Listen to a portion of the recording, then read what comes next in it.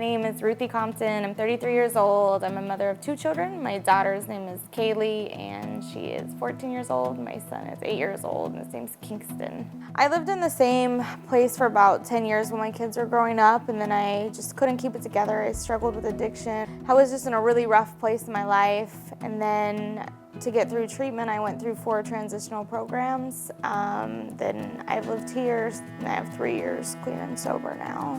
I moved 10 times in the past 5 years.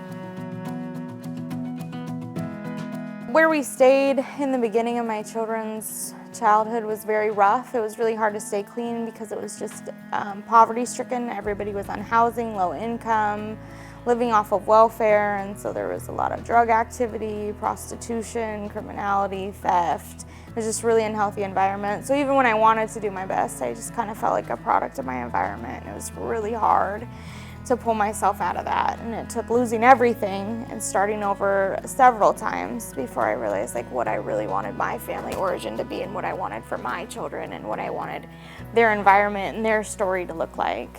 When I lost the house that we had lived in for 10 years, we ended up living in the Ramada. And it was at that time that I just realized that I had hit my bottom. I couldn't pull anything together.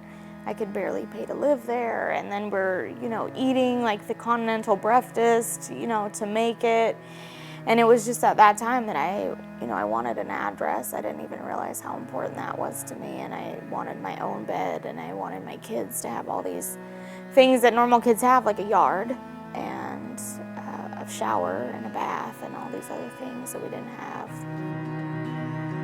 So my son, he has autism. So it's been really rough, but he's in private school, and now he's finally centered and is striving, and I would not be able to pay rent in Portland and pay Kingston's tuition at all. My son would sacrifice his education and where he needs to be safe and strive for us to be able to have a roof over our head. I actually went into my case manager's, the on-site manager's office to pay rent, and she said, anybody with a job here, we're definitely encouraging you to apply for Habitat. And I read the requirements, and I was kind of discouraged because it, takes into account the amount of time you've been with a certain employer and all these other things. And I was like thinking to myself, but why not me?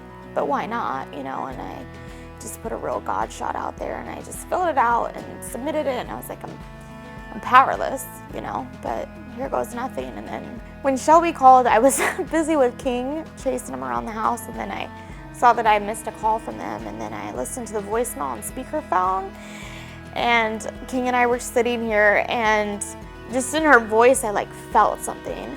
So I called her back on speakerphone, and then she was like, I just want you guys to know that you got the house. And Kingston's screaming, and then we fall on our knees and we're crying. And I was like, it was then I knew in my heart that their story was going to change. Sweat equity to me is an honor.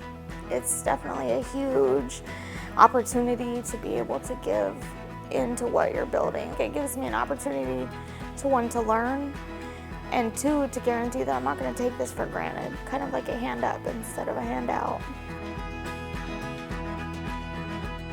I think that Habitat for Humanity is an amazing program. I think it changes generation to generation lives. I think that there's a little girl and a little boy whose lives are going to be completely different for the remainder of their lives, and I think the Habitat has given me an opportunity to become a better woman and a better mother.